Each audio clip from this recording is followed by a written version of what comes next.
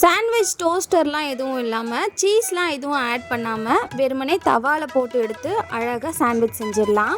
Just ஒரு 5 மினிட்ஸில் முடிச்சிடலாம். நல்ல ஃபில்லிங்காகவும் இருக்கும், டேஸ்டியாகவும் இருக்கும். 4 பிரெட்டு போல் எடுத்துட்டு கீ அப்படி இல்லைன்னா பட்டரில் டோஸ்ட் பண்ணி எடுத்துக்கலாம். தவா மேலே தான் போட்டு எடுத்திருக்கேன். ஒரு பவுலில் ஒரு எக் ஆட் பண்ணிக்கிட்டு ஆனியன், கேப்சிகம், டொமேட்டோ, அதுக்கப்புறமா கொஞ்சமாக கார்ன் ஆட் பண்ணியிருக்கேன்.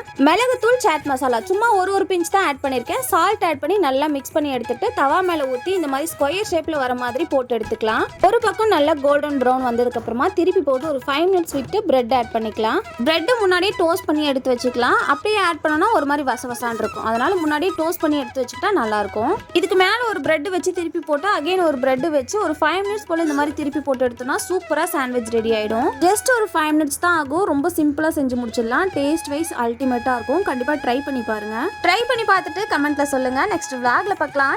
Bye from Tulasi.